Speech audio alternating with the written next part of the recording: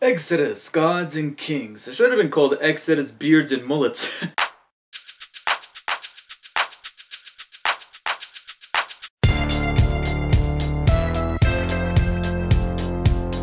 Hey everyone, David here. Now, because this was one of the few movies that I had some form of intrigue for, and also because my friend owed me a free movie after all of the peer editing I had to do for her essays, I decided to go and check out Exodus, Gods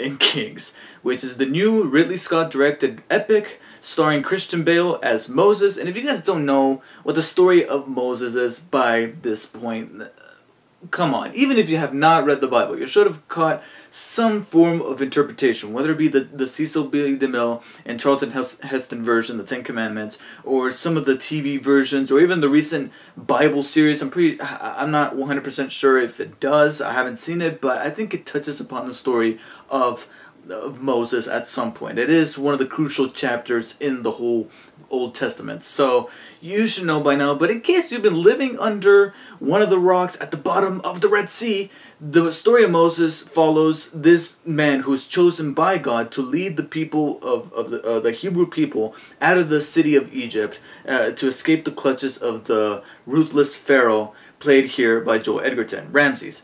And it's supposed to be this story about developing faith and that kind of thing. And Ridley Scott was able to bring us a really entertaining flick that you will probably not catch at the Oscars. I mean, the Golden Globe nominations were just announced. Did you see Exodus anywhere in there?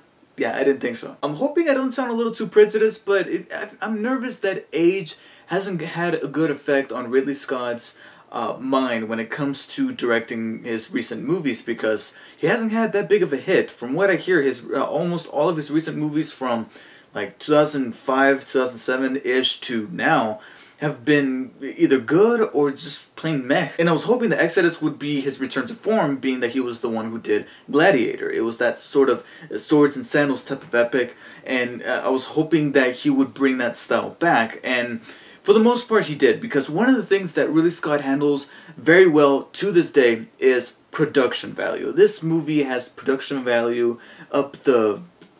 yeah, the costume design is great, the practical sets are elaborate, the cinematography is really good, and sure, he uses a couple of shots of CG because obviously they're not going to be able to recreate Egypt in one entire shot, but he knows when to use it and not use it. And that's one of the things that I really like about Ridley Scott, even until now, even with some of his recent movies not being that big hits, because he was one of the pioneers to be able to use practical effects to an immensely effective level. With Alien, Blade Runner, and everything he's done in between, he knows how to handle that very well. He brings that back again in Exodus. And another thing that he knows how to do is handle action set pieces, whether it be a battle scene like we had here at the beginning. That was pretty good and really well choreographed.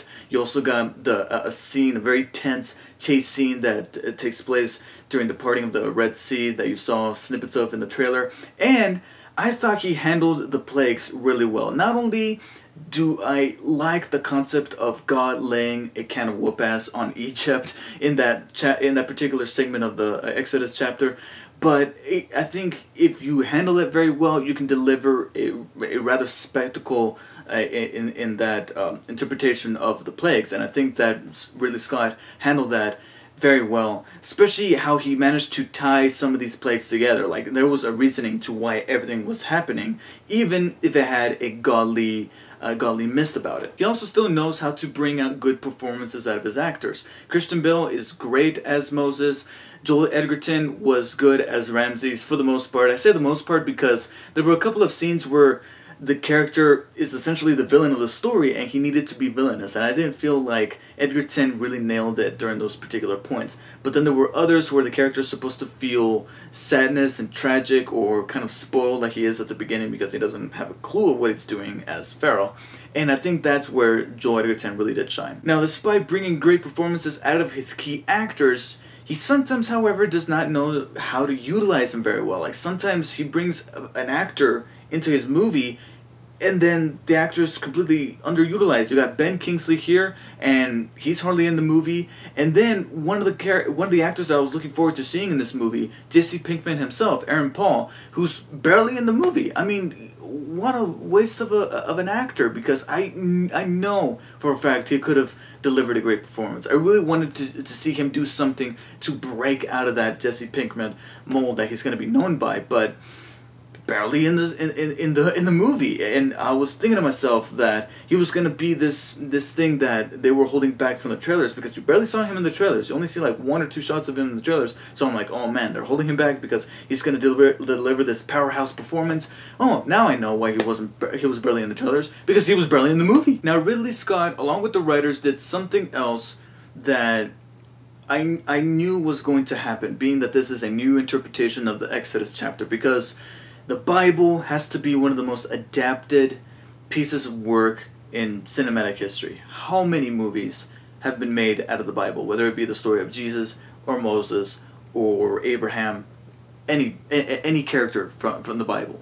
There's numerous. So there's always going to be a different interpretation of the story, and with those interpretations are going to come liberties that the director or the writers, which one of them was Steven Zalian, and I was kind of a little saddened to see that Steven Zalian was at the very bottom, and then on top there were like 3 other writers that probably watered down the script. But I knew that there were going to be liberties. What I'm actually kind of joyous to say is that some liberties I actually kind of liked. One, for example, is that obviously in the story, God comes down and speaks to Moses through a flaming bush, and that's how he kind of communicates with him and says, hey, go do this, go do that. Here, we do see a shot of the flaming bush, but then afterwards this little boy pops up and he becomes the messenger from God to Moses. I actually kind of like this. I like this difference, because I like the dynamic of having God be a child here and Moses, a grown man, being talked down by this child. It's nice to see that Moses, was being played by Christian Bale, is giving him attitude, but then the boy just gives him this smug look like, just shut up. Alright, shut up. And Moses just like, okay. I'm Batman. And I already stated the one about interconnecting the plagues to make them seem natural, even though there was this godly, eerie type of feel to them that really scared the Egyptians. And like I said, I've always dug that particular point of the Exodus chapter. But there were a couple liberties where I'm like, okay guys, come on. Especially one at the end, where I even had to turn to my friend, and thank God she actually read the Old Testament of the Bible. So when she told me that, I'm like, okay, good. Was that supposed to happen? And she legitimately told me, no, that's not how it goes down. And I'm like, I knew it, because there's this one shot that they could have easily cut out during the last 5 minutes of the movie. And this shot would have made all the difference, but because it was in the movie, I'm like, what? That makes no sense. However, these gripes kind of pale into comparison with my biggest complaint about the movie, and that is the pacing. Because you can easily tell that an awful lot was cut out of this movie. And I find it kind of ironic that at a 2.5-hour running time, this movie felt kind of rushed. Not only did we start to lose the track of time, because we literally get just one title card saying 9 years later. After that, facial hair is your way to be able to tell how much time has passed, because from shot to shot you have all these hairstyles growing long, growing short, growing long, as well as their beards. They go boom, boom, boom. In one shot we have Christian Bale looking like Moses in a traditional getup, and then in the next shot I'm just like, okay, ZZ Top. And usually that's a subtle way to tell the audience that this amount of time has passed, but not when you do it as frequently as this movie does. Now David, why are you complaining about facial hair? Well, here's the thing. With that comes rushing through points that are supposed to have this sense of weight to them. The big one would have to be Moses turning from a non-believer to a believer. It's a pivotal point in the story, and it drives the theme of faith through the course of the movie. And it doesn't matter which movie, as long as the movie's about the story of Moses, that's one of the key elements that you need to put into your story to have some form of substance to it. And I think that this movie kind of brushed through that quickly, because he literally becomes a believer at the drop of a hat, and I just didn't really believe it. Ironically, I felt like he should have had phases to go through. And like I said, it's funny that this is coming from a movie that is at 2.5 hours, yet it still felt a little bit rushed. I felt like there were some moments that were missing to have Moses develop as a character in a much more natural way. The similar thing goes for Ramses. I mean, didn't really see that much difference. As good as Joel Edgerton played him in those parts, I didn't feel like he had some sort of arc. I mean, he was kind of angsty at the beginning, but then really enraged at the end. And I understand, you know, something happens within one of those plagues, and in case you don't know the story, I'm not gonna spoil it for you, but something happens in those plagues that is supposed to really enrage him. But before that, we see him be this ruthless pharaoh. Why did he become so ruthless? I don't know. All I know is that time jumped 9 years ahead. We didn't really see that development happen. Overall, Exodus, Gods, and Kings felt like the type of movie that it feels like everybody in the cast and crew, especially the director and Christian Bale, always wanted to make a Moses movie. They're like, I've always wanted to be in a biblical epic. I don't know, let's make the Moses movie. So they made the Moses movie, took their liberties with it, and that's it. Just put it out there. And it's entertaining, and it's captivating in a couple of moments, mainly by the technical aspects within the production design and the cinematography, and as well as some of these performances, mainly by Christian Bale.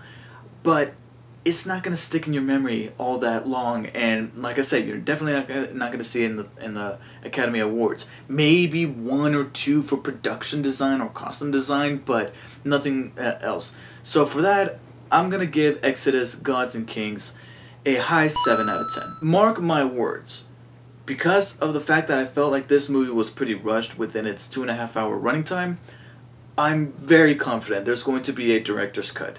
Because Ridley Scott is known for releasing director's cut, because sometimes the studio just keeps coming into his office saying, hey, we want you to do this and that, but he never has the creative freedom.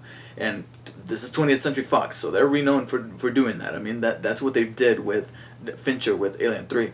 So I feel like he's going to release yet another director's cut. He did that with Alien. He did that with Kingdom of Heaven, which I have not seen, but from what I've heard, that's one of the few movies where the director's cut that was released later on Blu-ray was actually better than the original movie. Like, everybody says that if you're going to watch Kingdom of Heaven, watch the director's cut on DVD or Blu-ray, because it's actually kind of superior to the original. And I'm hoping that that's going to be the same case with Exodus later on when it comes out in a director's cut. And I'm actually kind of interested to be checking that out. So let me know what you guys thought of Exodus, Gods, and Kings. If you have watched it, and if you have not, are you going to see it this weekend? And I thank you guys for watching. I'm going to go and cry in front of the mirror because I cannot grow a beard. See you guys later.